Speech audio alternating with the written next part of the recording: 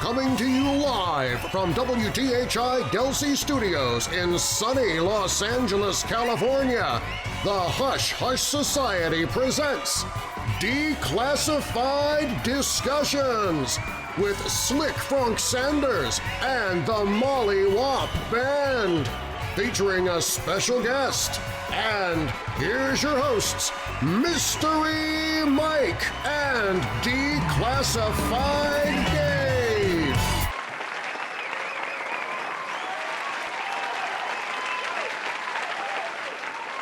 Thank you, Hushlings, and welcome back to the Declassified Discussions. I'm your host, Mystery Mike. And I'm Declassified Dave with the one and only Slick Frank Sanders. On the show tonight, we have a very special guest, one I think we are all excited to have on.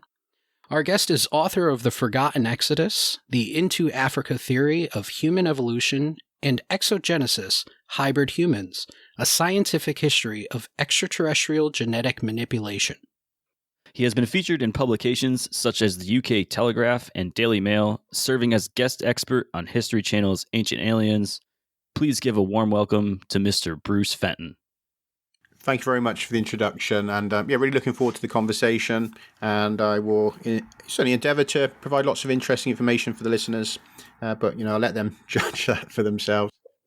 Bruce, thanks again for being with us. Just tell the Hushlings what you have going on in your world currently. What's up with you? Sure, absolutely. Yeah, I've been just starting to do some small presentations fairly locally to a paranormal. I did one to a paranormal group recently, and another one locally to a kind of a local sort of educational group. It's been really good. Yeah, live presentations, a bit of a challenge because I'm used to being behind a screen most of the time, talking on shows or, of course, being interviewed from the camera, but not with an audience there. So I've been quite enjoyed that and had good feedback. I've also been involved with a bit of activism around the kind of the mandates and lockdowns and all the rest of that. So that's linked me into a community of really sort of, good-hearted and interesting people. So in some ways it's, the current events have brought together a lot of people that would never have known each other, but they're actually really good people. So I can sort of thank the world controllers for causing that? I don't know. It's a bit. They're bringing us together. Yeah, it's kind of strange. Yeah, I've seen that you're pretty active on Twitter, and I've seen you put up some posts, especially pertaining to the jab and the mandates that are going on, and just certain things just aren't lining up, obviously. A lot of things don't make sense. Mm-hmm. And I know that you've been very outspoken about it, especially with your side of the world and everything that's going on there. I feel like here in the US, it's a bit bleak, but also in the UK and Australia, especially, we're seeing like really ridiculous, almost a police force that's going out there to enforce these things. Real briefly, how do you feel about that? Like, I know how you feel just from your social medias, but what are your thoughts behind that?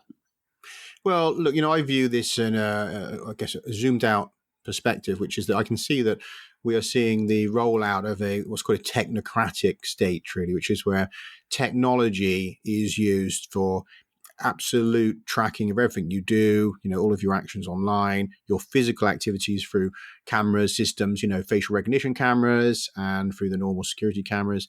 This is basically the Chinese kind of style of system where, someone in China can be found within minutes. They did a sort of test where some journalist had to hide from the authorities. And within a few minutes, the police were there because, you've got the tracking cameras, satellites, you've got people informing on you. That's the kind of system that's being rolled out. And so while many people are just focused on the jabs and stuff, the reality is it's a much bigger picture that, with the digital ID system that's being pushed, which is a massive part of this, and the fact that digital ID system will also double as your digital wallet for central bank cryptocurrencies, which are completely traceable, can be turned off, limited to certain products. So when you see this bigger picture, you can see that you are being, kind of funneled into the Brave New World scenario. And that's my deep concern. It's not so much limited to mandates of, bogus, risky injections, but the bigger picture. I completely agree. We've actually been talking about that since the beginning of the mandates and since the beginning of lockdowns, that when you speak to a lot of people about this, they say, well, the government already tracks you through your phone. Mm-hmm. Why would they chip you, or why would they? You're not seeing the bigger picture. The bigger picture boils down to controlling your funds, controlling where you can go and where you can't go, whether you can leave your house. I think it's a lot of people just kind of blindfold themselves to these things and blindly trust the government. Yeah. It's very interesting, the time and what we're living through. Yeah, and this kind of connects into my work on the extraterrestrial component a bit, but when you talk about authority, and this is kind of what we're dealing with, this problem of authority, is the idea that there are people who stand above us, whether that's the political class, the royal class, or the sort of billionaire magnates, but they're not just that they have more power than you, but that they have some kind of intrinsic authority that positions them above you, and that you have to listen to them and you have to receive these dictates and act on them. Now, that to me is a delusion, that is a widespread kind of psychosis that people are in, and it's completely delusional. It's a hallucination that such a thing can exist. All humans are equal. Now, that doesn't mean they all have equal skills and equal money, but we are fundamentally equal in our rights of what we can do, whether you kill someone or not, or steal or not. These are fundamental things we all understand to be, whether right or wrong. And that applies to everybody. Now, the only time you can have a position of authority over all humans, in theory at least, would be if we're dealing with something like a deity, of some sort, whether, a prime creator, god of the universe, or some other really legitimately higher being that's in some higher dimensional realm that is, kind of compared to us is godlike.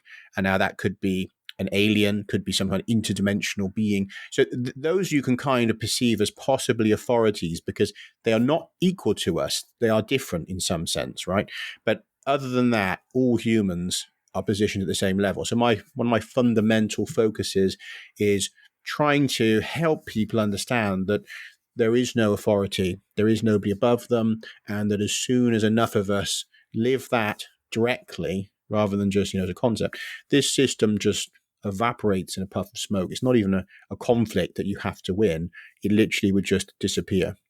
Now, Bruce, we're going to take a little bit of a left turn and kind of start to structure into some more stuff that involves the work that you've done.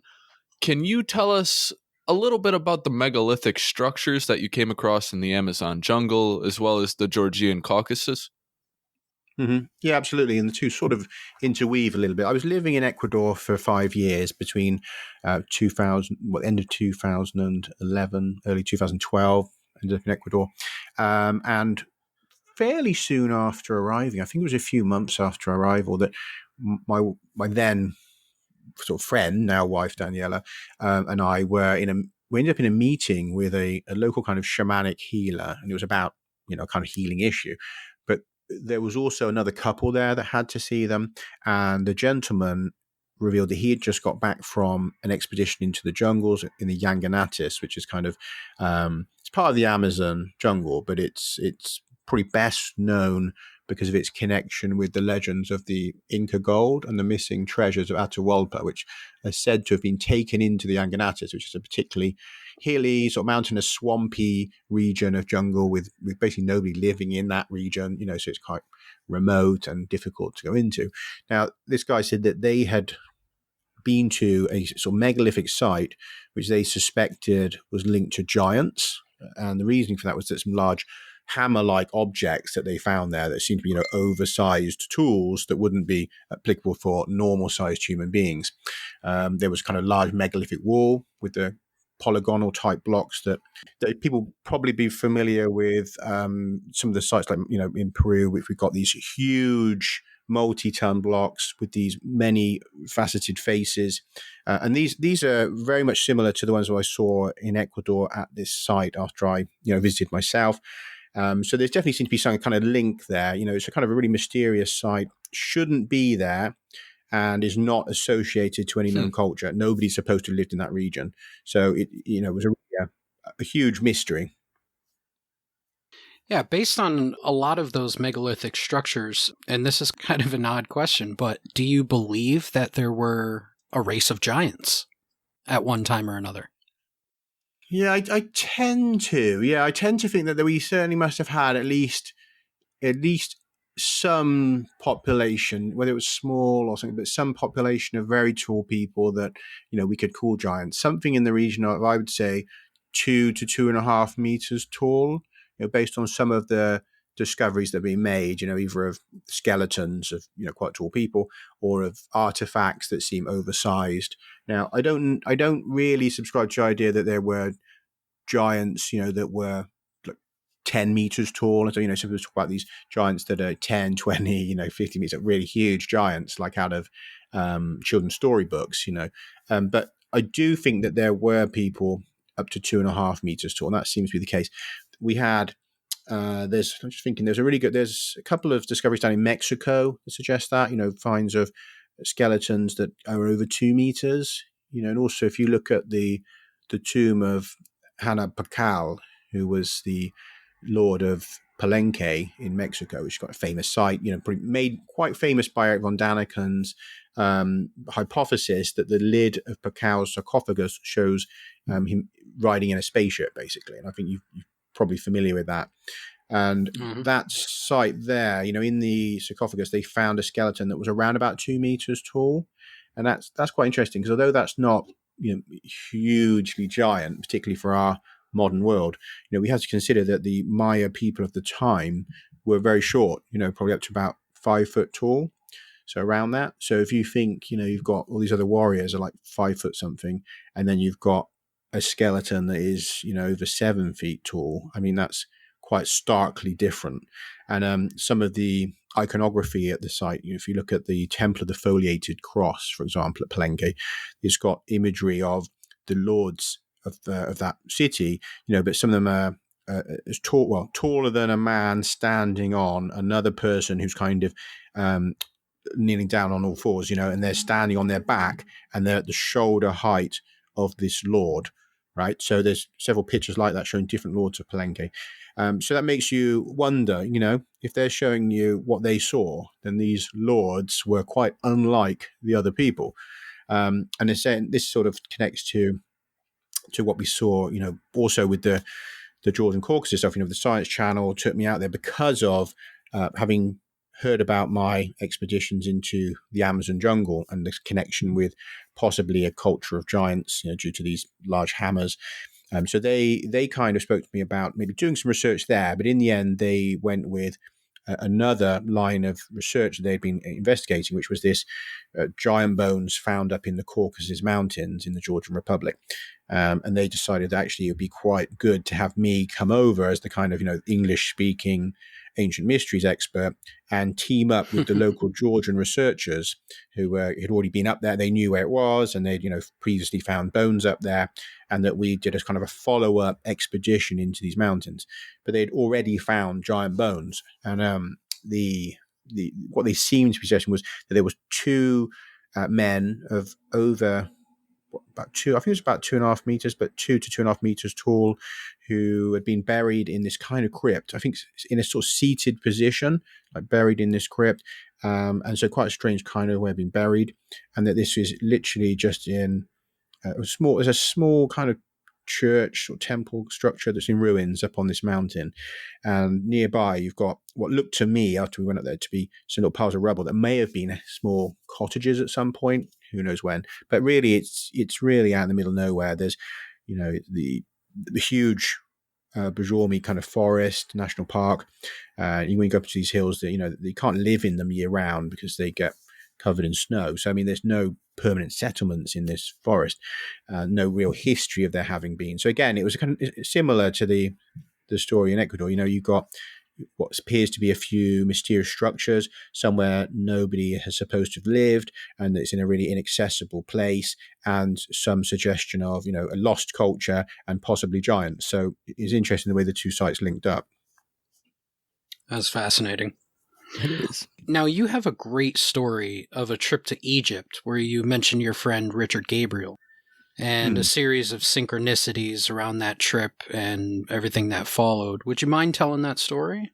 Sure, yeah, that was a little bit before I left to Ecuador, actually. So I went out to Egypt in November 2011, and it just sort of happened by, one of those kind of fortunate synchronicities that my friend Richard was going out at the same time, because he was a kind of a regular out to Egypt doing a lot of investigation into what's beneath the Giza Plateau and into some of the less well-known sites, and tracking basically a kind of a plan on the ground of sites that align with the stars, that there's an as above, so below star map. So you could plot sites on a map based on alignments with the stars. So if you take the pyramids and you take some of the other well-known sites and you plot them against the stars that line up with their positioning, you can also uncover where there should be other sites based on where, you can see a star in the sky versus the ground.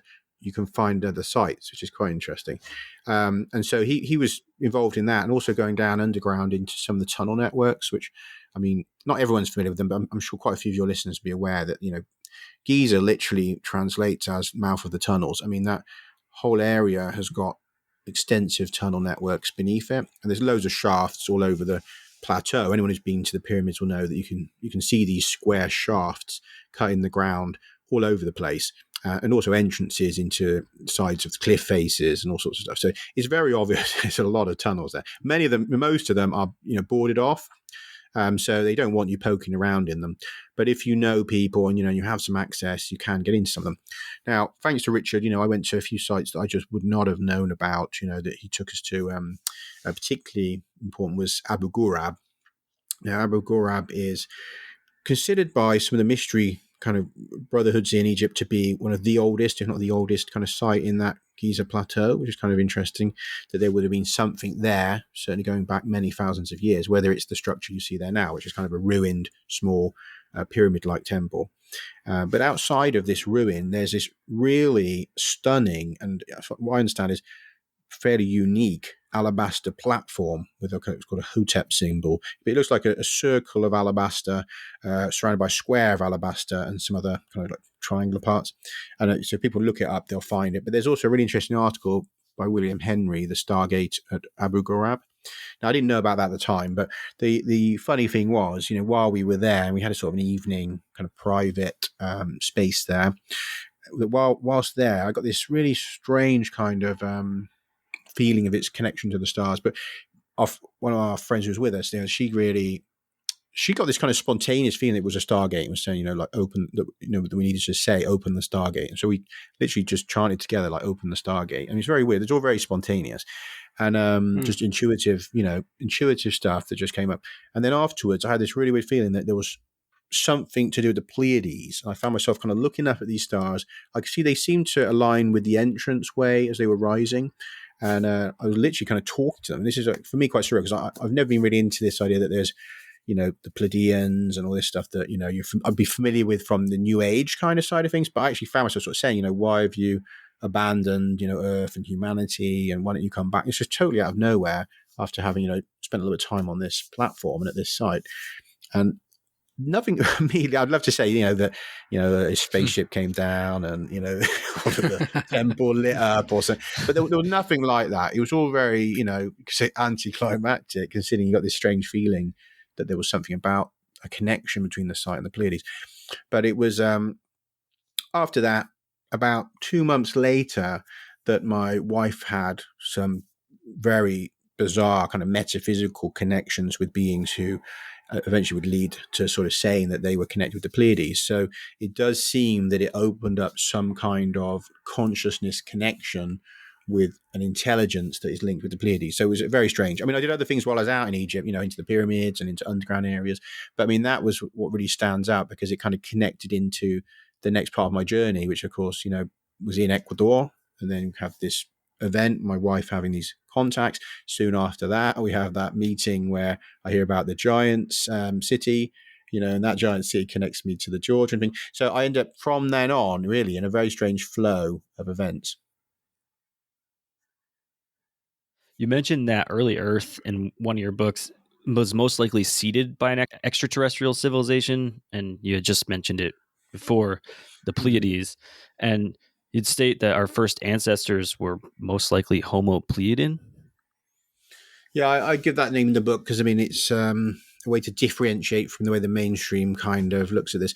But yeah, there's two sort of things there. First of all, if you look at the early origins of life on our planet, it appears that something, some single-celled life form of some sort was probably here around about 4.5 billion years ago, whereas the planet itself formed about 4.6 billion years ago.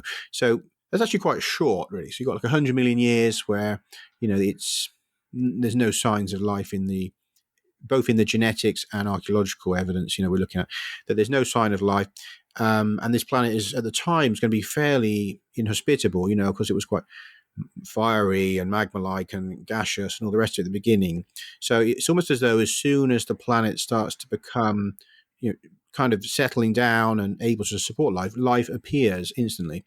Now that's kind of strange, because it was always assumed that it would take a very, very long time for geology to produce, the sort of the chemistry that then can lead to biology, and that this is this kind of slow, complex, anomalous event which is called abiogenesis. But if life appears almost as soon as the planet is hospitable, that really starts to point towards what we call panspermia, or exogenesis, as my book title is it, which is that life is already out there in space and is basically landing on the surface of the planet. So there's two ways that can happen. Either there's life drifting through the cosmos, such as bacteria, viruses, maybe small organisms on comets, asteroids, and on cosmic dust, and that it rains down on planets, and if they're suitable, it blossoms. Alternatively, it could be that there is an intelligence out there, an advanced extraterrestrial intelligence that either fires out seeds of life, and those could be, small metallic spheres packed with organic material, or the alternative, they may actually, land on planets, and place life there in some form. So there's these two different ways of looking at it. I personally suspect it's intelligently directed, but either one of those views changes, of course, everything that we think about the story of life and the story of our planet, and also changes the chances of there being other life out in the universe. Because, of course, if panspermia brought life here, then it should bring life to many other worlds. And if there is an intelligent life form out there that seeds worlds, again, you'd expect to have many worlds that are seeded. So either of those scenarios then gives us a bigger hope for lots of life out in the cosmos. Now, in terms of the Homo Pleiadian side of it, I argue that over the course of evolution, that there's been at least a number of kind of interventions where we've had, intelligences that have come here and have altered the direction of evolution. Now, there's a few kind of key points. One of them is, if you look at the Cambrian explosion, there's been a number of scientists have kind of highlighted that as a possible ingression point for some kind of external genetic information. If you look at the work, particularly of Professor Chandra Wickramasinghe, who is really kind of the man when it comes to panspermia, that he's suggested that the Cambrian explosion's kind of evidence of many new life forms appearing with no precursors really points to there being a need for some kind of external information coming into our system, because DNA basically is information. So if you have new life forms, then you need new information, or a massive amount of mutations.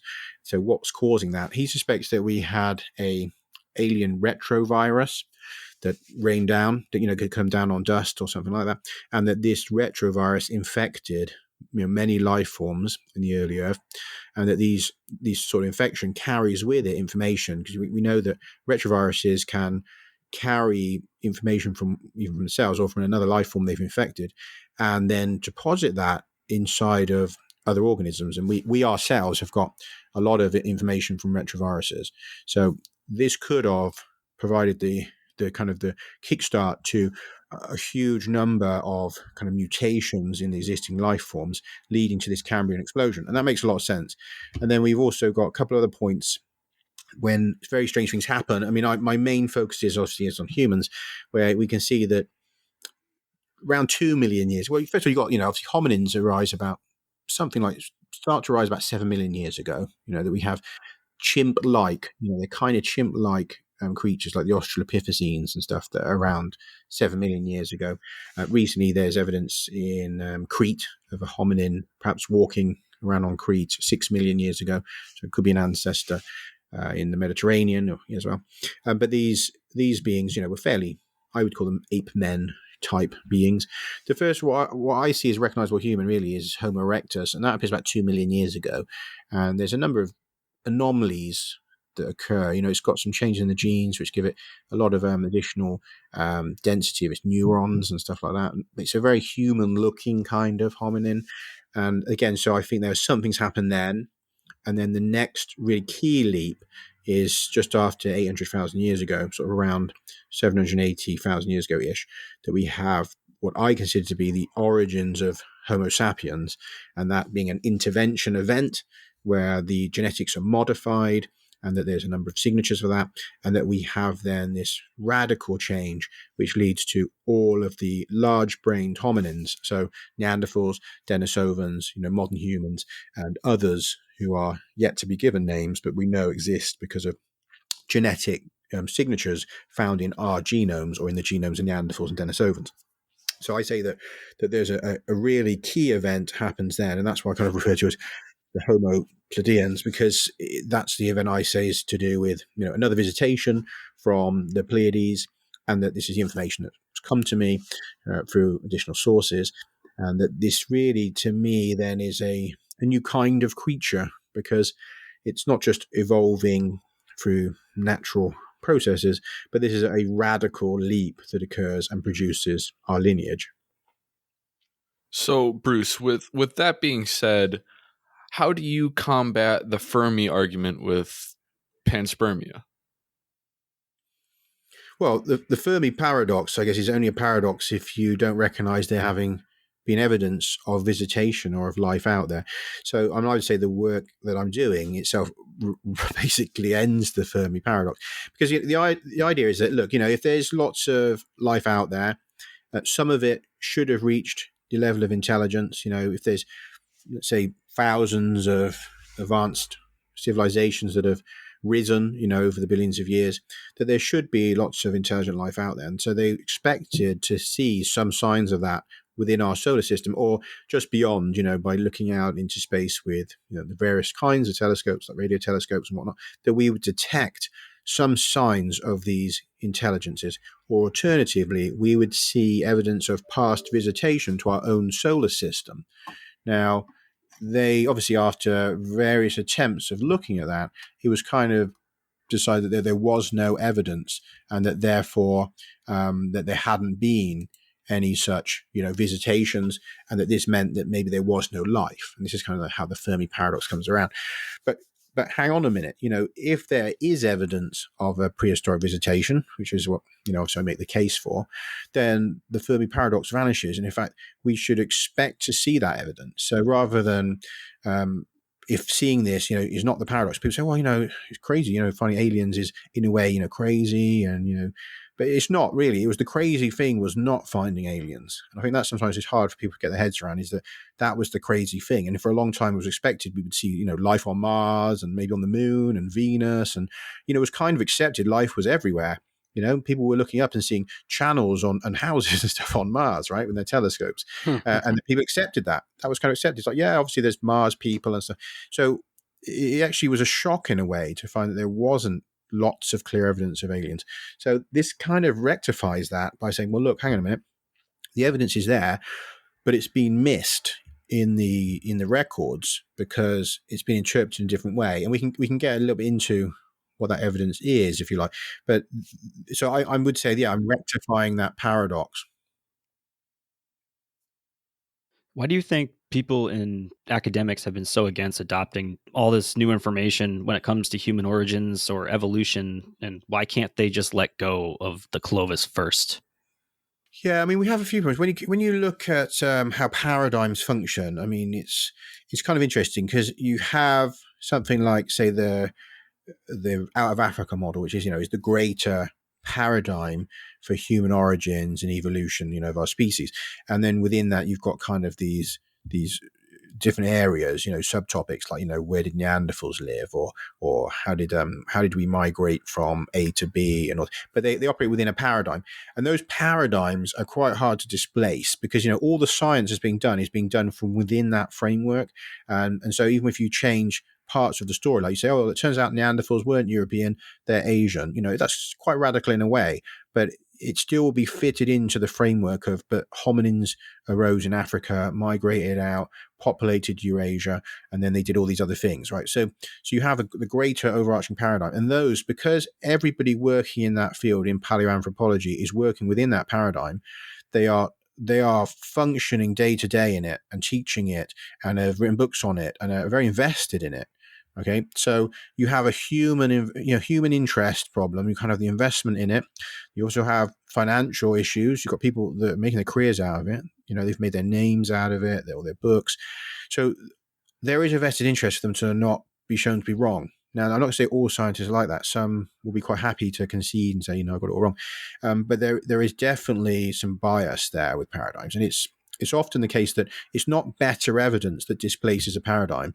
It's either people dying off, or you basically smoothing the deal for them so that they get something out of accepting the new paradigm. So there's a human issue. It's not pure science that dictates these changes.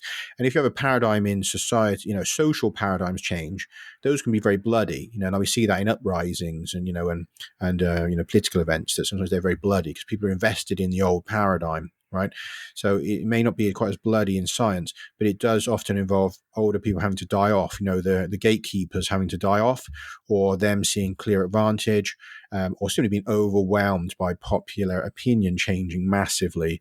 So that's what we kind of had. That's what we had with Clovis first. It wasn't that there wasn't lots of evidence to suggest older presence of humans in the Americas, but those sites were being just poo-pooed and ignored.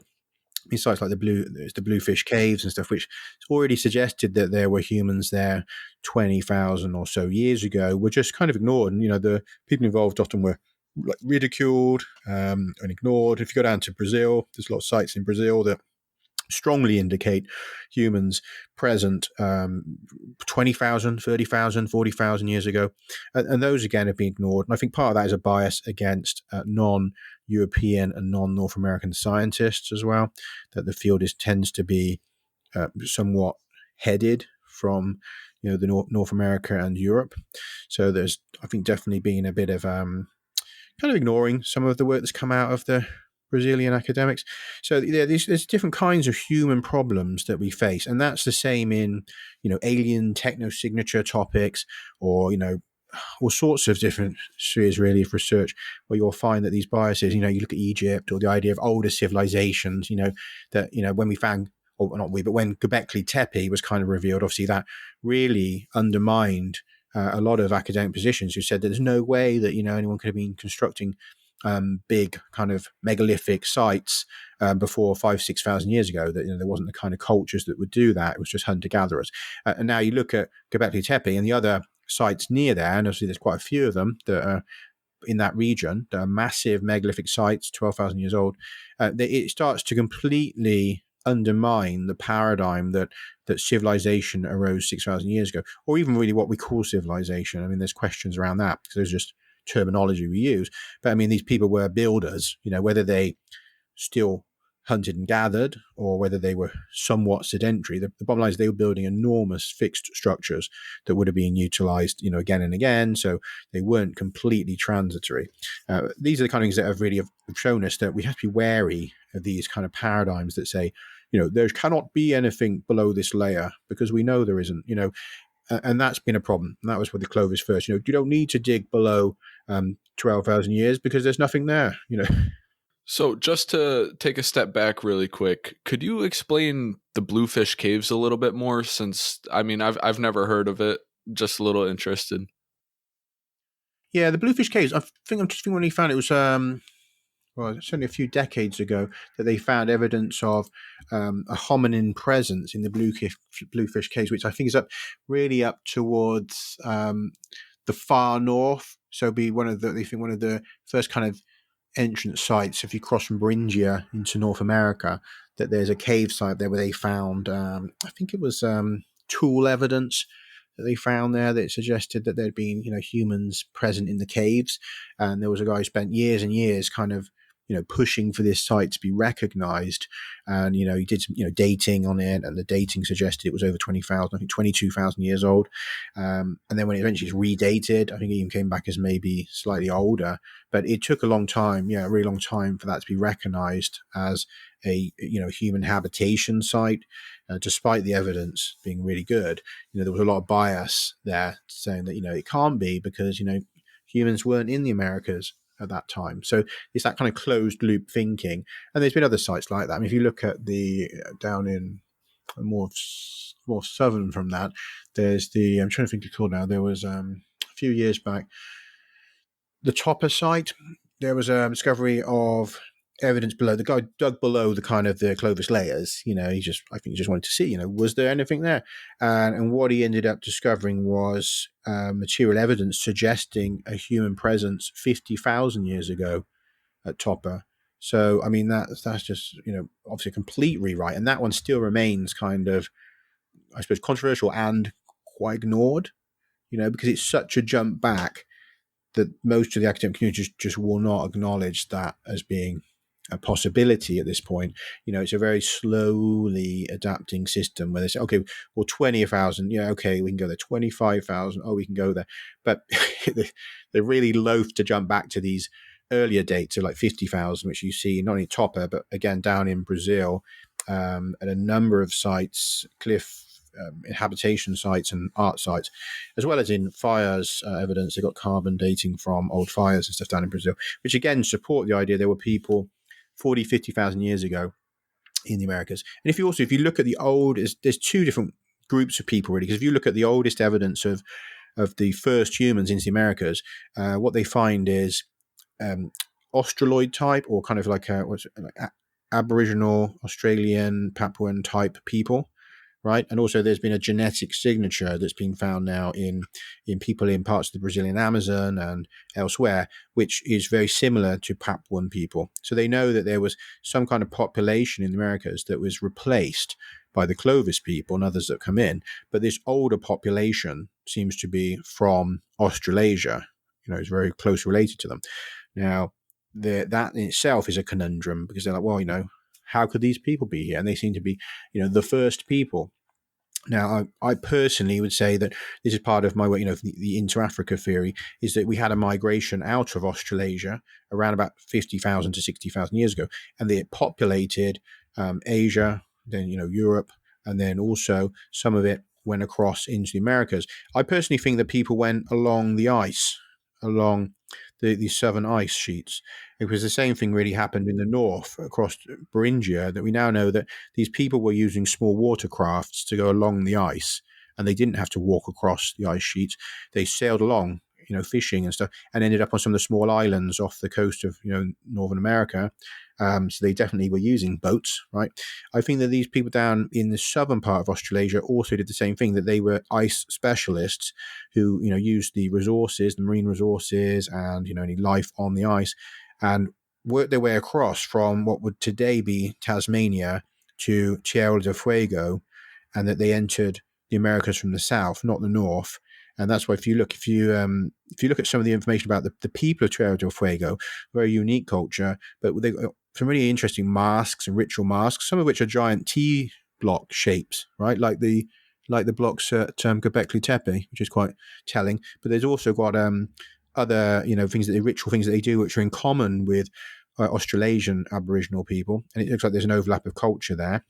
And then, of course, you've got all these, the genetic signatures. They also had, Darwin visited Tierra del Fuego, and he said the people made these they were like animals with these guttural noises and animal sounds and, barely human.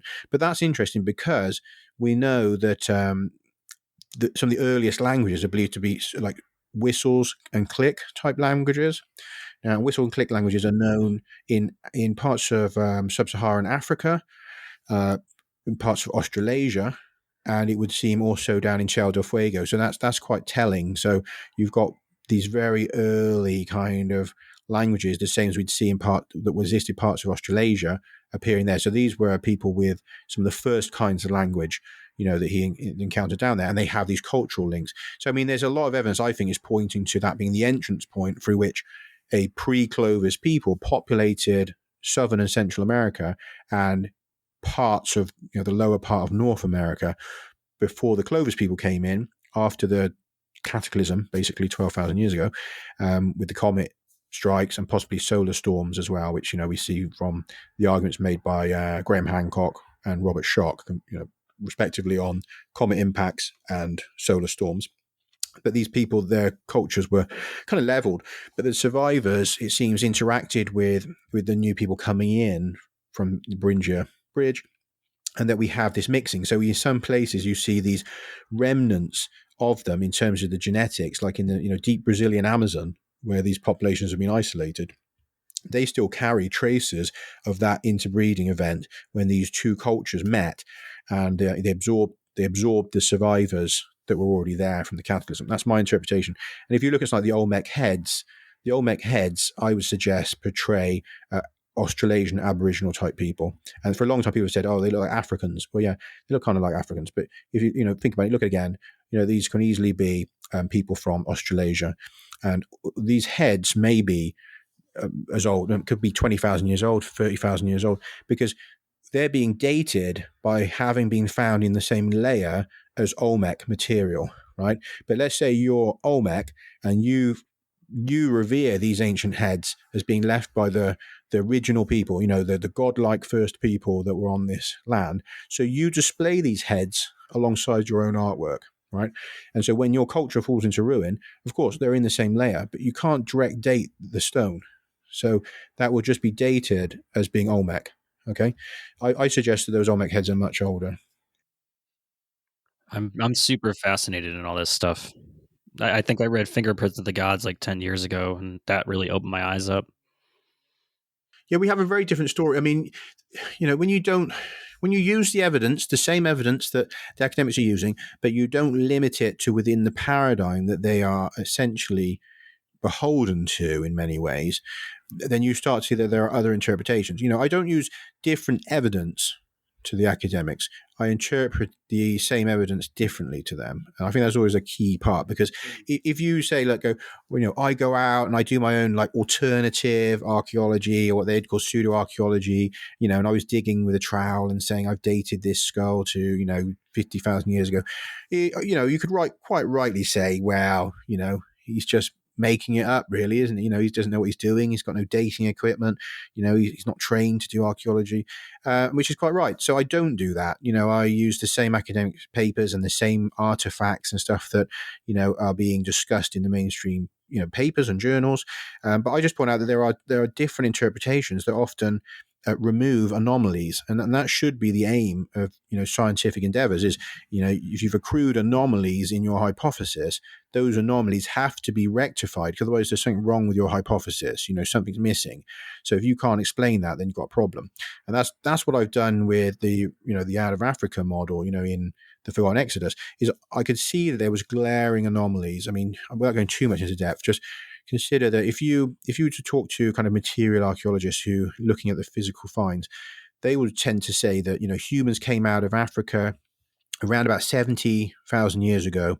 This is partly based on physical archaeology, partly on genetics, but that around 70,000 years ago, you have the recent out of Africa migration with a group of people, coming into the Middle East, and then they populate basically Eurasia, then down into Oceania and the Americas, and that is the conventional model. Right. But then if you talk to the genetics guys, right, or the geneticists involved in this, they say that the evidence is of a split around about 50 to 60,000 years ago. And that's very clear in the data, that you can see that would be the product of a migration event, right? So you've got something happening then. Well, that's at least 10,000 years different. Okay. So you've got a problem there. And so if you've got an anomaly, you can say, well, hang on, you're saying that this out of Africa event must be around 70,000 years ago for some reasons. And then, this other group is saying, well, no, it has to be more like 50 to 60,000. Then what is going on there? That has to be rectified. Now, the conventional model doesn't rectify that. I do. I say, well, hang on a minute. These are two different events.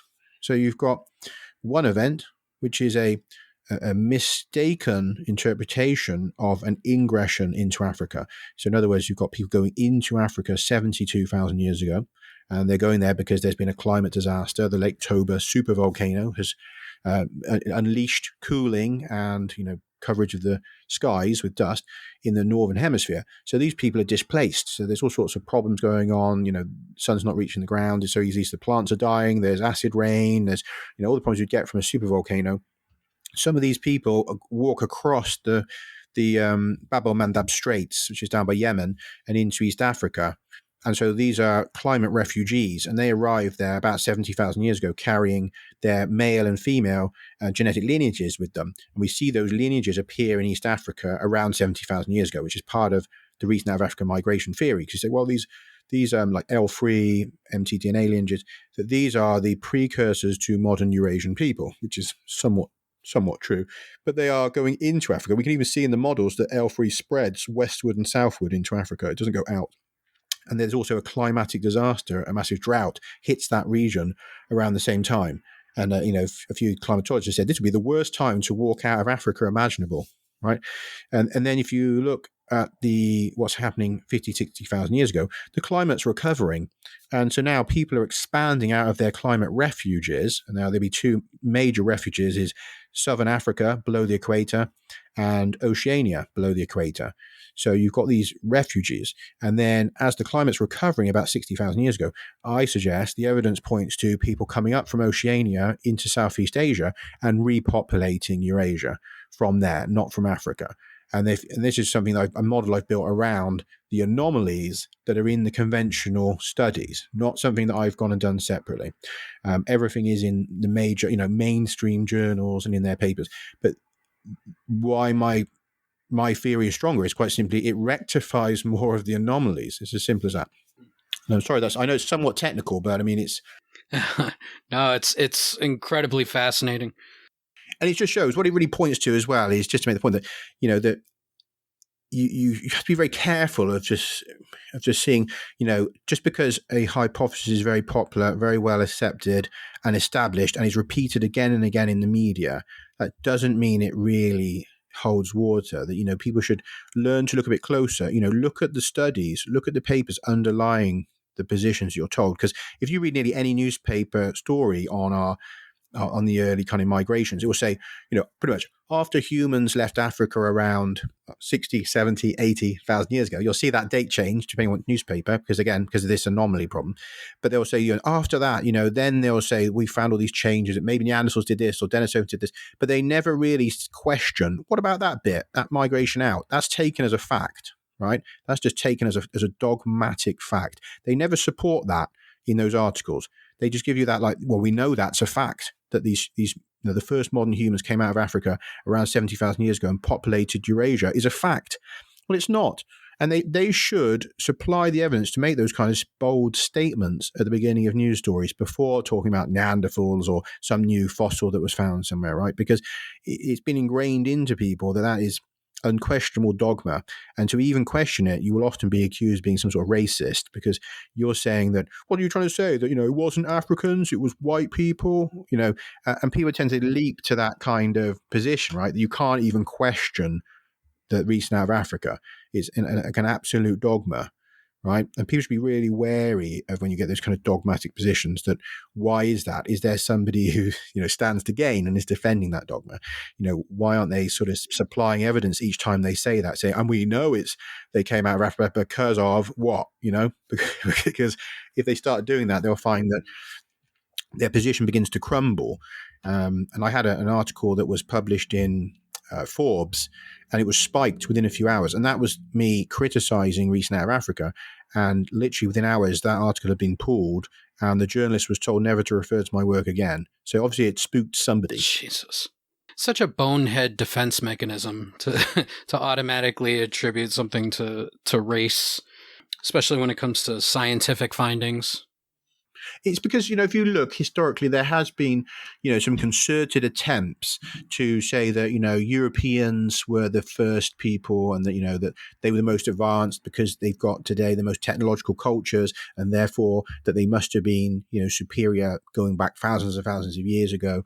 And also, of course, there was white supremacy. I mean, there's been black supremacy, white supremacy, Indian supremacy. So, I mean, these are issues too. And of course, so there have been scientists who have bent over backwards to try and show that, that their own kind of ethnic group was the best. I mean, that's always going to happen, but yeah, we shouldn't assume that by default. And I think one of the ironic things as well, particularly, is that, in my model, I'm replacing Black Africans with Black Aboriginals. So I mean, it's very hard to say that there's a race or a gender in there. Do you know what I mean? I'm not even Australian or Aboriginal, or in fact, I'm mixed race, recent African, really, because I mean, my family are Trinidadian, slave descendants on my mum's side, and I'm white English on my dad's side. So if anything, I've taken quite a bit of pride in the past, the idea that African people were the first, so even for me, it was a bit of a little bit, discomfort in finding actually that was wrong.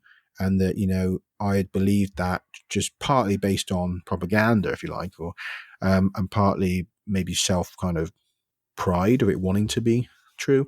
So, I mean, we have to be careful of our own biases, so if anything, I would have more of a vested interest in preserving that story than attacking it on a personal level.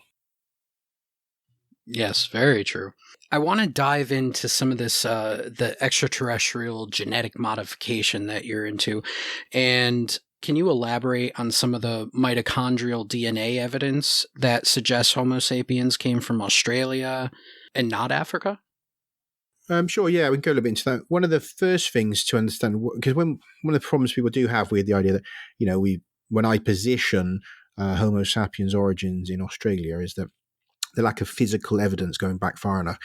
Because what we have a couple of different issues there. But we know today that humans of one sort or another managed to cross into Oceania, into basically the islands, what we call today the Indonesian islands, and probably as far as sort of Papua, that there was people moving around at least about 1 million years ago in that region. Now that came as quite a shock, because it was thought for a very long time that no large mammals could cross what's called Wallace's line, which is a geological and kind of environmental barrier between mainland Southeast Asia and Australasia.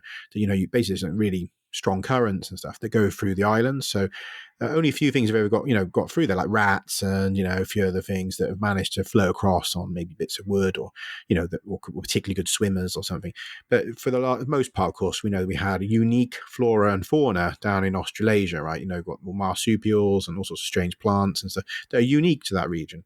Now, so it came as quite a shock when it turned out that 1 million years ago there was humans on, like, Flores, for example, and on some of the other islands that, and there's tools and bones that support this idea that probably something like a Homo erectus or Homo habilis or something was down there able to move between these islands, and crossing that current suggests that they had watercraft. Now, that doesn't mean it was, technological sort of submarine or anything, really wild, but they probably did have something like bamboo rafts. Bamboo rafts is somewhat simple. In the end of the day, you can see bamboo floating in rivers, and it floats, right? So kind of straightforward. So if you can figure out to wrap vines around a few pieces of bamboo, you've got a reasonable watercraft. Yeah, that's sufficient to cross, quite large bodies of water. So it may have been something like that. Could have been hollowed out logs. Again, straightforward things. They don't have to be huge engineering projects, but they had the ability to actively cross water, and in numbers sufficient to form stable communities, which means quite a few, hominins had to brave it and go out to sea and cross to another island, or in some cases cross water where it wasn't obvious that there'd be an island. But once you get down to Flores, you're not far really from Australia. You've done the hard work. You've got past Wallace's line. You've now able to move between islands. There's this enormous continent to the south of you. And in fact, even being washed out to sea on a boat, there's a good chance you'll hit the Australian mainland, right? So if you've got people down there 1 million years ago and they've done all the hard work, there's a very good chance they hit Australia within, let's be really generous and say 100,000 years, that, within 100,000 years, some of these people are going to have reached Australia. So why don't we see obvious evidence of them? Well, it turns out that over the period till now, a vast amount of the coastline of what was then the Sahul Plate has been covered with water. And so you've lost, between that and the Sunda Plate, which is mainland Southeast Asia, you've lost almost a continent's worth of land due to rising sea levels. So if you think if these initial colonies, were coastal, people using sea resources, which is very typical for early hominins, that those will now be deep under the sea. So you don't find those. So what instead you find is the first early evidence is about 120,000 years old. There's a few controversial things at the moment being found, evidence of possibly fire stick farming and of shell middens, which is like discarded shells that have been eaten and cooked or whatever. And you've got some early sort of physical archaeology tools and stuff going back maybe 80,000 or so. So they know there's definitely early presence of humans that were earlier than was expected. Again, it used to be think that humans arrived there about 40, 50,000 years ago, up until fairly recently. Now we're seeing that there's evidence of 120 or so. I think the evidence of the really early arrival is under the sea, unfortunately. But we know that there is anomalies with the DNA that link them to the founding or colonizing of Eurasia from there. And that's that when we look at the genetics of Aboriginal people and you contrast them to, say, Africans and Europeans and Asians, that the Europeans and Asians, they cluster with Aboriginal people, and all of which are somewhat distant to African people. And so a lot of people find it kind of surprising that, black Aboriginal people are much closer to white Eurasian people than they are to black African people. In fact, the two most divergent populations in the world are Aboriginal Australians and Sub-Saharan Africans.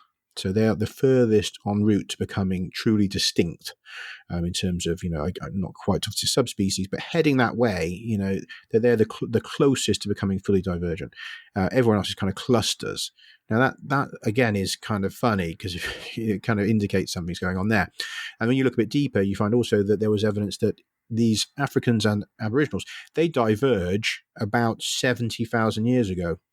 Now, that loops back to what I was saying earlier, that 70,000 years ago, you got a climatic disaster across the Northern Hemisphere, which if it's displaced the connecting population, so this was all once one interbreeding population with gene flow between regions, so they all kind of progressed together. That once that middle population across Eurasia has been largely wiped out or reduced to very small pockets, there's no flow of genes between Africa and Eurasia anymore.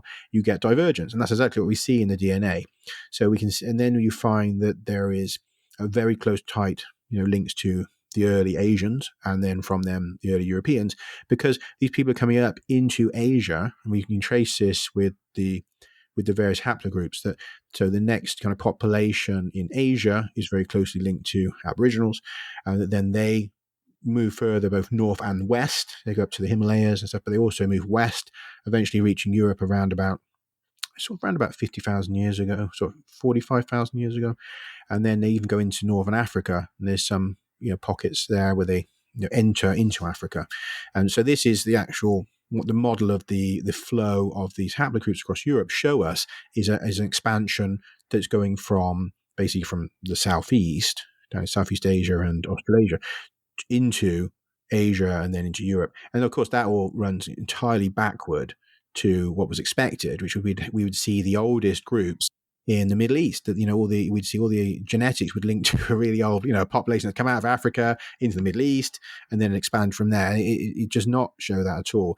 It shows conversely that we've come up from Australasia and Southeast Asia. And in recent studies, two studies, one has shown that the oldest male lineages trace back down to Southeast Asia, and indeed, the oldest female lineages trace back to Australasia and East Asia and stuff. So they've tried to kind of conjure up this idea maybe that there was another population that was then from Africa and was replaced and stuff. But if you go on just the evidence, what it tells you is these people are coming up from Southeast Asia and that region, and then they head westward and populate into Europe and even reach Africa.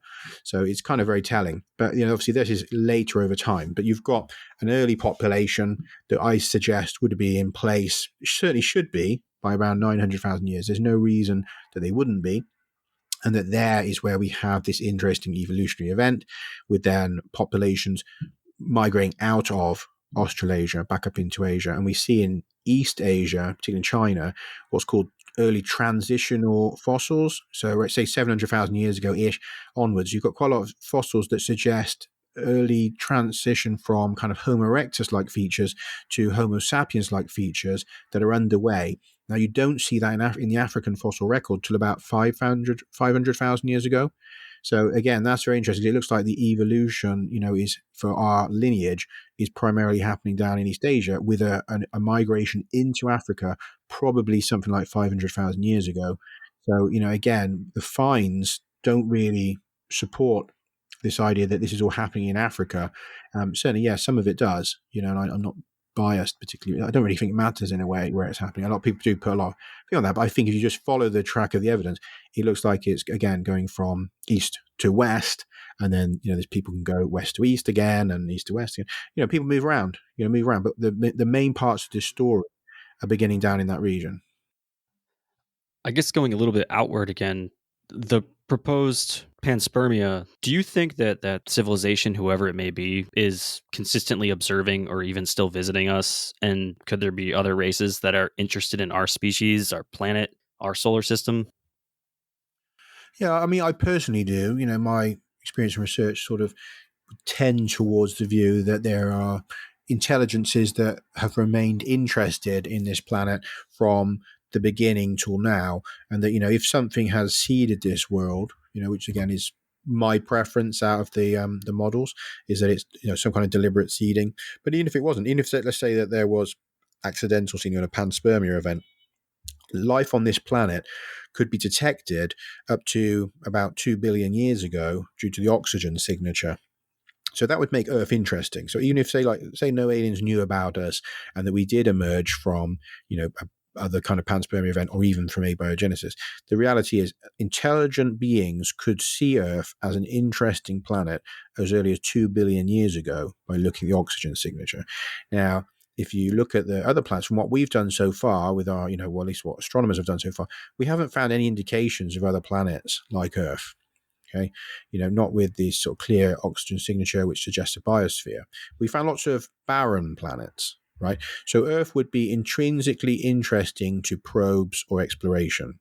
Now, 2 billion years, that's plenty of time for a lot of different civilizations to have detected us and been here. Now, if any of them found this to be an interesting planet, then they could certainly mark it or leave a sentinel probe, like a Bracewell Sentinel probe, which is a theoretical, artificial intelligent probe that could just sit in the solar system and monitor events, relay back any changes here, any evolutionary developments. And there's no particular reason why we couldn't have lots of these things sitting, in our, either, in orbit somewhere or in the asteroid belt or on planetary surfaces, monitoring Earth and monitoring our solar system, right?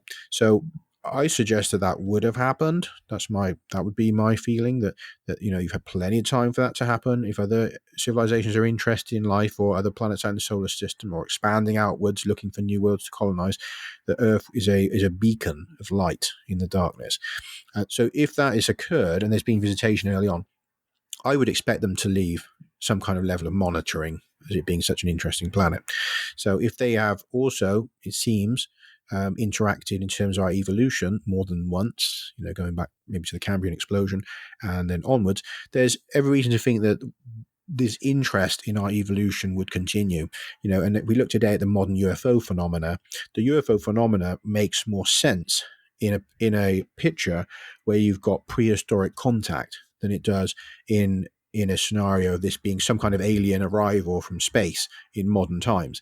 And in fact, if you look at why academic scientists have dismissed the idea of UFOs as alien spaceships, apart from the fact that, they haven't got a crashed UFO available to study, a lot of the dismissal comes out of the idea of the unlikelihood, the statistics of this, that it just so happens that aliens, arrive in their spaceships just as we enter our own space age and are able to, send rockets up there and have radio telescopes. And all that it just seems awfully convenient, that just as we reach that point, aliens arrive.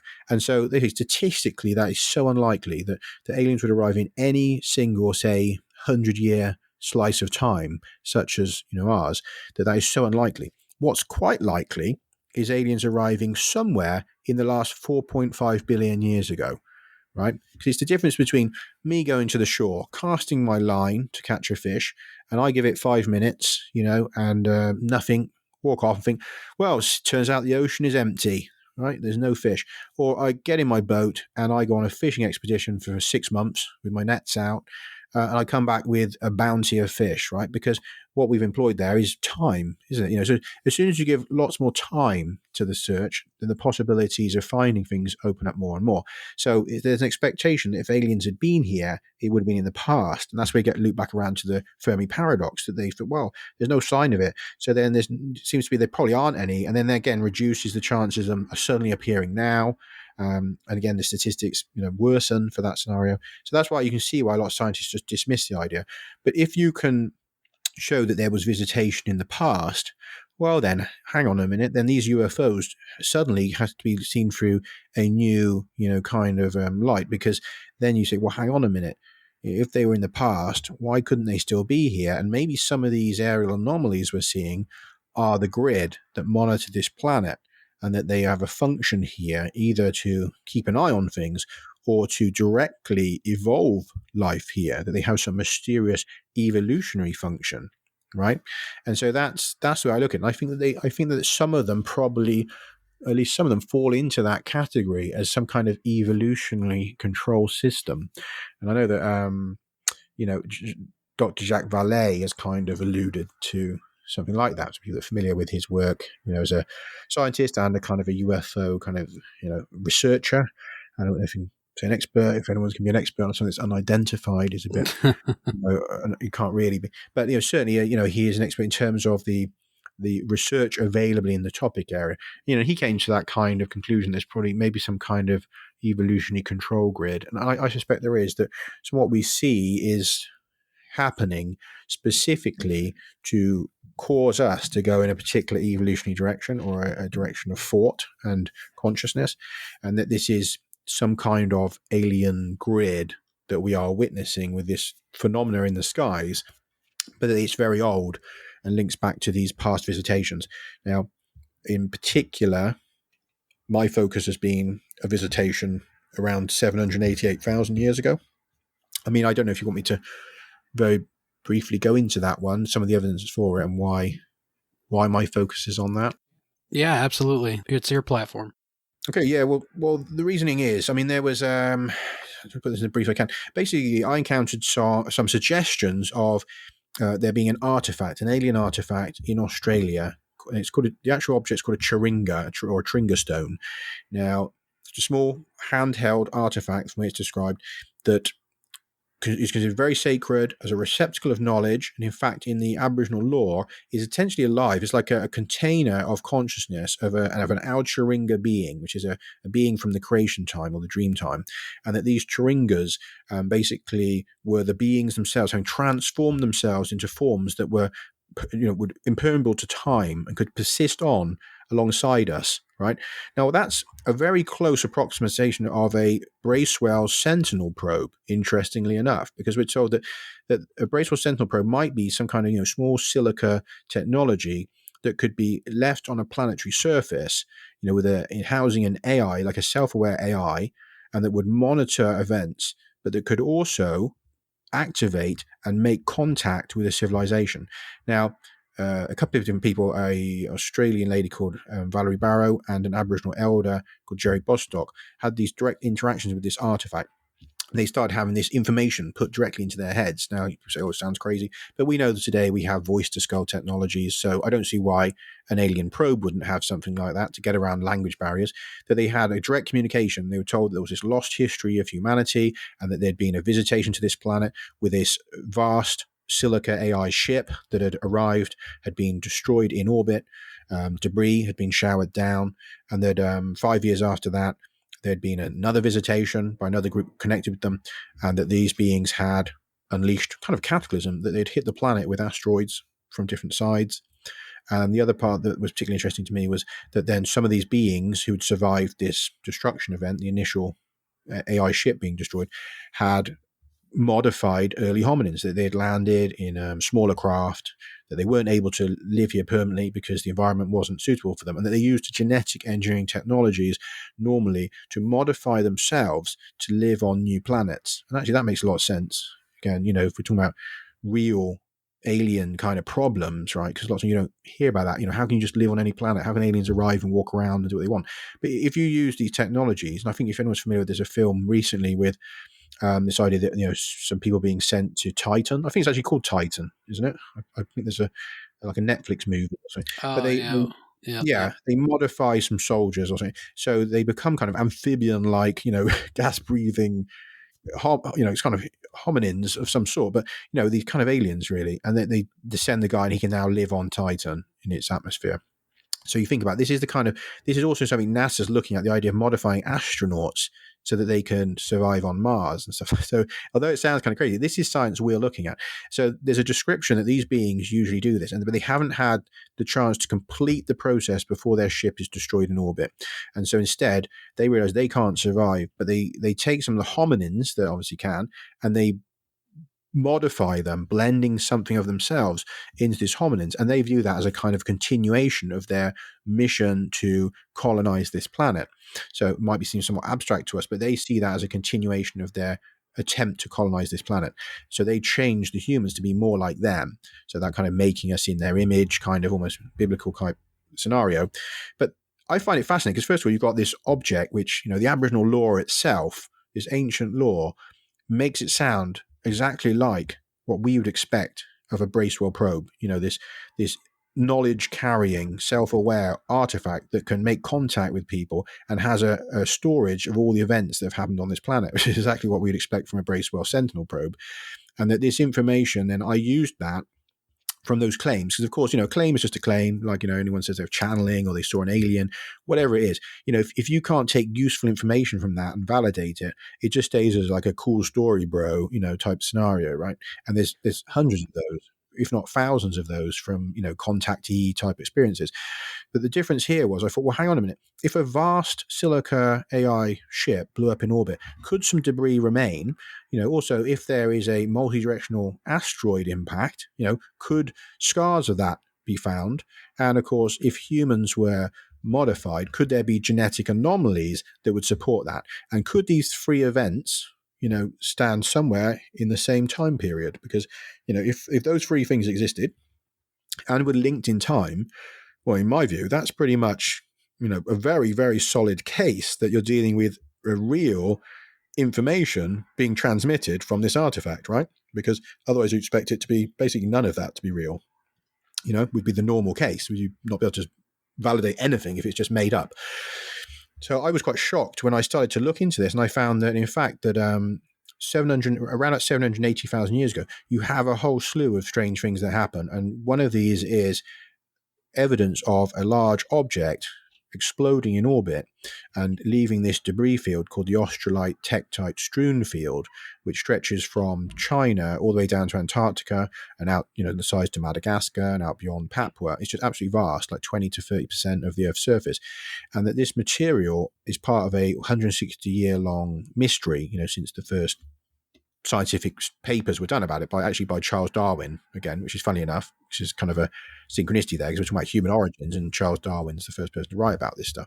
And then there was all sorts of theories about how it formed. But the bottom line is, it's with the NASA studies that were done on it, they kind of concluded that the only way to explain it is that certainly these what's called TekTite buttons, and people can look these up, that these have aerodynamic shapes, that these buttons have to have been cold glass spheres that formed in a high energy event in space, in vacuum basically, so out in space, and that the angles that they came in at had been quite shallow. They said, in other words, like an object, like a satellite, something breaking up in orbit, and the debris following the orbital path, but is gradually, descending. So it comes in at a very gentle angle and has this melting, which allows the front end to kind of become fluidic and move back to form these kind of almost bullet shapes, and that it has to come in at this very gentle angle but at high speeds, and like kind of bouncing along the edge of the atmosphere and then descending. And most of these came in across southern Australia.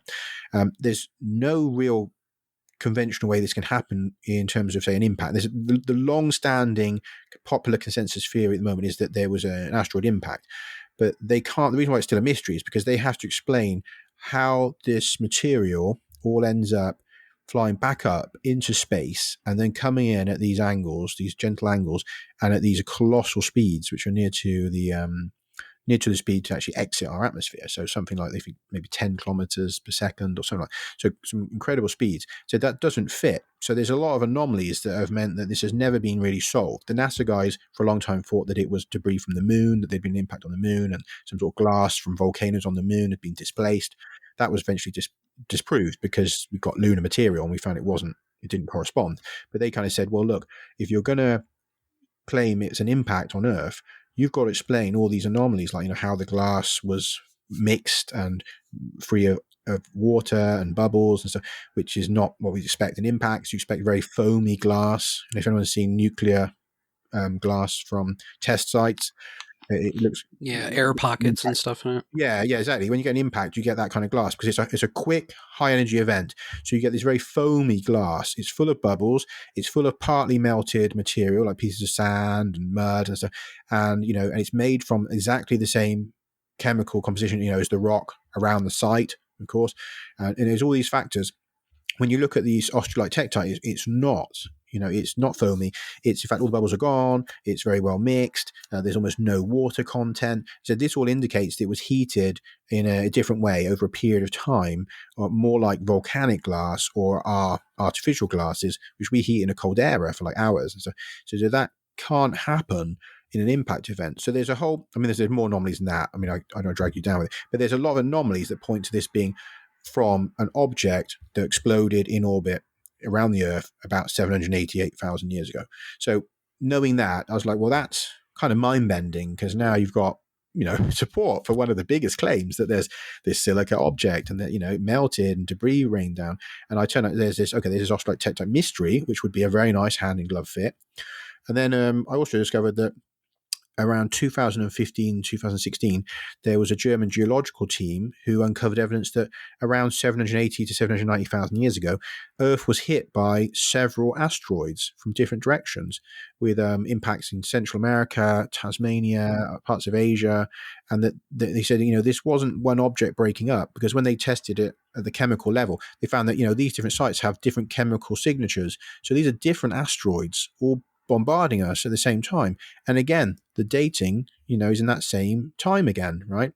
And then the other two things, one interesting thing actually is that you have the last magnetic pole reversal is 780,000 years ago. Now, this isn't completely separate. It's thought that maybe some of these impacts actually caused that. So you've got another mega event going on.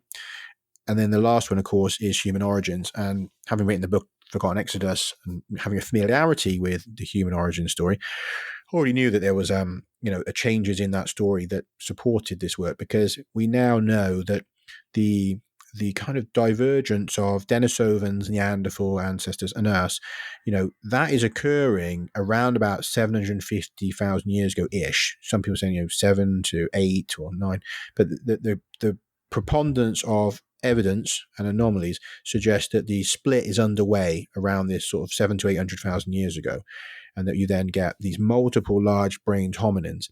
And one key event that happens at the beginning of that split is the fusion of chromosome 2, and that occurs right beforehand and is in Denisovans, Neanderthals, and us. So we have these two chromosomes fusing, an end-to-end fusion on an active gene that's to do with reproduction, the immune system, and the brain. We also have some really interesting anomalies that appear. There's a couple of different genes. There's a brain gene that appears. It's described as being appears fully formed from out of non-coding DNA. It's almost like magically appears, and it's a key brain gene. And then you've got another one which is described as looking almost like a segment of a longer gene that has been cut, replicated, and put back in. Right, and so you've got a little like sequences, and these are things we do now: cut off segments of genes, you splice them back in to give new traits, and also what's something we can't really do is just make a gene appear out of non-coding DNA. But there's evidence there of some very strange things, and I don't too much time, but I try and quickly get onto one of the most fascinating ones, which is human accelerated regions, because human accelerated regions to me are almost like the fingerprint of astonishingly advanced genetic engineers. Because if you're ever going to look for a message in DNA, for example, and obviously some people have considered this over the years, that maybe aliens left a message in our DNA, that because of evolutionary forces changing genes, any messages in genes would be lost over time, because of random mutations and other things that happen. Information moves around, so you would lose that message.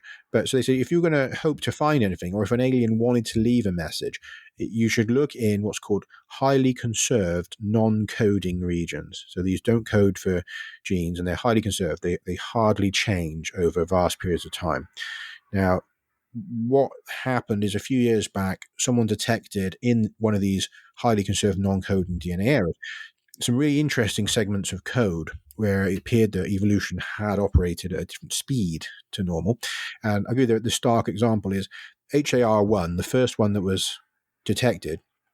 Now, this is a 118 DNA letter long segment, which is quite short, a lot shorter than genes. And they compared it between a chicken, a chimpanzee, and a human being. And between the chicken and the chimpanzee, there's been 300 million years of divergent evolution, so loads of time. And 2 letters had changed. So, okay, one successful letter change every 150 million years, suggesting that whatever that code does was quite important. It's very stable. If it changes, the organism basically dies or doesn't replicate, right? So it takes that long to get 2 successful small mutations. Then they compared the chimp and the human being, which have had about 7 million years separate evolution, obviously expecting to see no difference. What they found was 18 letters had changed, right? So it was like, whoa, hang on a minute. And when they ran the biostatistical kind of software around this, they came to the conclusion that there was statistically a 0 or close to 0% chance of this change happening by any understood evolutionary mechanisms. So that's how it's kind of left off. And to this day, these HARs, and there's now hundreds of them, they are not understood. And the latest kind of position in various papers is that some of them maybe you can hypothesize for, but the bulk of them are just totally mysterious. We don't know how they happen. And they cluster in the formation of the brain during the fetal stages of development, right? So if we're talking about signs of someone modifying fetuses in early hominins, right, and changing the brain, it's quite telling that you don't find that these are just scattered, that they're doing all sorts of things. Not to say some aren't, but what we've found so far, the ones we understand, are clustered in modifying the brain during fetal development. Now, that doesn't sound very random to me. It does not sound random at all. And so we have those. We have the HARs. We have these mysterious genes, which are appearing, or of segments of longer genes. And then we have this chromosomal fusion event. And that these all are clustering at the beginning of this period when the Homo sapiens brain goes into a super accelerated development phase from around 800,000 years ago. We know that in the fossil record, that for a long time it was known that there was an anomalous event around 800,000 years ago, because you can see in the charts that our cranial capacity just goes really up in the charts, right? So that was known. But now we have the genetic data showing that, yes, there's a slew of anomalies that occur at that point. And there we are, right on the same date period as the magnetic reversal, the asteroid bombardment, this strange object breaking up and leaving silica melt across, China and Australia and Antarctica. These are all clustered. And there's this, the height of weirdness of it, of course, is there's this artifact which is apparently has told this elder and this lady that this is the story of our origins, that these beings that came here in this craft and they've modified us, and we've now got 3 for 3 massive events that are described, all having real world supporting data. And so that's where I'm at with it. It's just, to me, it's mind bending, but it's validated. I don't know. You know what I mean? It was mind-bending. You think, well, with that amount of time, even if it was real, there wouldn't be evidence. So I was kind of blown away to find actually there is evidence. That's absolutely extraordinary. It makes you rethink everything, really, when it comes to, our evolutionary history as human beings, and maybe even starts to delve into that why are we here question. It's very interesting. Absolutely. I did a talk the other day, and one of the guys said it took him about, 40 minutes to put his head back together and accept that he had alien ancestry in his DNA, So, I mean, yeah, it is a bit of a mind bender. And I understand why some people would automatically reject it, because maybe they find it uncomfortable. but the evidence is there. I'd also encourage people to explore that evidence for themselves. Again, it's too big to just say, take my word for it. I would say, read the studies and see if you come to that conclusion, because it is so profound. We have so much to digest. Amazing. Hushlings, I hope you enjoyed this episode, because we are reeling right now. Bruce, let everybody know, let the Hushlings know where they can find you, again, about your books, where we can get everything, and how we can connect with you. Sure. Yeah. I mean, if people are interested in the books, obviously they can go to Amazon and get them, or they should be able to go into a bookstore, and order through their local bookstore. If they want a signed copy, they can email me, bruce@brucefenton.info, and request that, or go on eBay. I've got some on eBay, but if they look for, signed copies, they'll only account with signed copies is my one. If they want to just follow me online, then Twitter is probably a good place, which is ExogenesisHH. I do have, Facebook for Bruce R. Fenton is my author page, and also a website, brucerfenton.com. There's not a lot of content there, but again, some basic stuff there. Those are probably the main places. Also, I'm on Telegram. I've created a Telegram, which is Bruce Fenton versus the Apocalypse. So if they want to sign up on there as well, and I am starting a Discord. It's not a lot in it yet, but I am starting it. So people can email me and ask me about that, or message me on Twitter if they feel interested. And that's where I'm going to hopefully take people through some of this evidence to a point where they really have, self-conviction, or can challenge me, on the evidence. I think we will also be joining that Discord. Hell yeah. Yes, we will. Again, Bruce, thank you so much. We had a great time and so informational, and I really hope that this talk has the Hushlings thinking about where they came from and how kind of special they are in the cosmos. Yeah, I mean, hopefully it does make people think, and again, that we're not just, we haven't just crawled out of a muddy pool, and we're just, these. I think it's a much more cosmic, interesting view of our story than just, that we are, sacks of bacteria that crawled out of a muddy puddle, and that's it, Thank you again, Bruce and Hushlings. We will see you on the next one. Thank you so much. Hushlings, join us next time. Give your attention to Slick Frank Sanders and the Mollywop Band. And good night.